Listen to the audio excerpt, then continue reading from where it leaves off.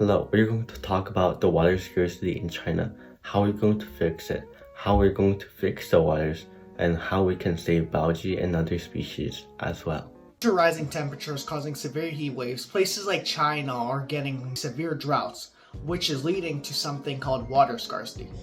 Water scarcity is the lack of water in one area, big or small, which leaks into the agriculture industry because it doesn't allow plants to reproduce, work, and function since they need water to grow.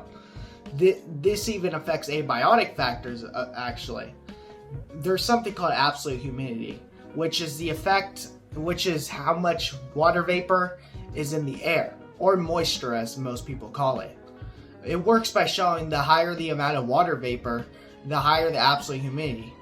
30 grams of water can fit in a cubic meter space with temperatures being in the mid 80s.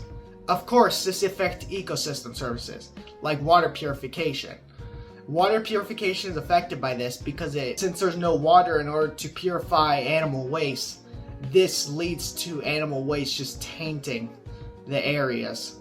Because of this, experts believe that in 50 years, 20% of Chinese population will be affected by water scarcity, according to a website called nature.com. Lots of species are impacted by water scarcity, such as aquatic species like Chinese giant salamander and Chinese sturgeon.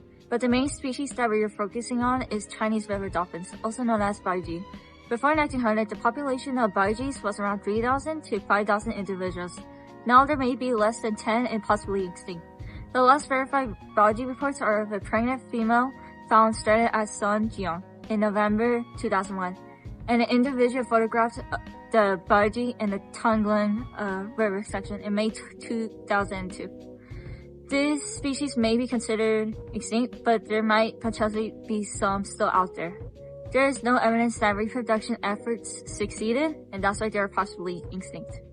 As much as we want to save these baiji, the best strategy that baijis would respond to is die.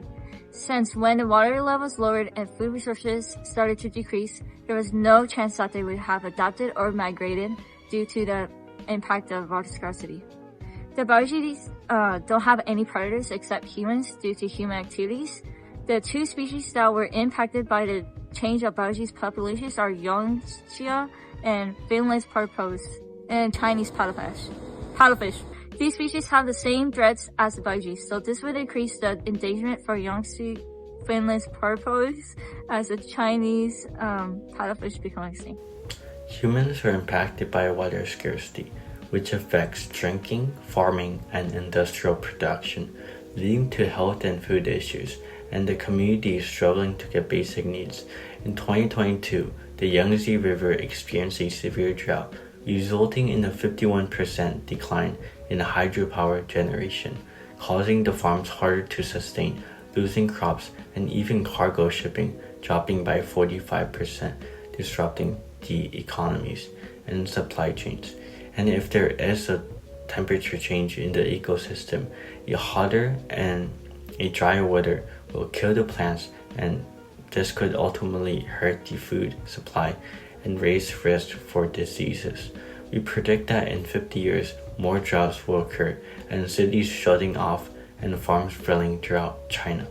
In Israel, they heavily rely on using drip irrigations to significantly save 50% to 70% less water while still producing good crops.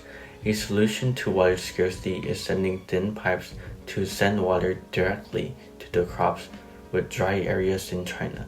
This could help with the land with less waste, and this could lead to cleaner, fuller rivers of water that could save algae and other species as well.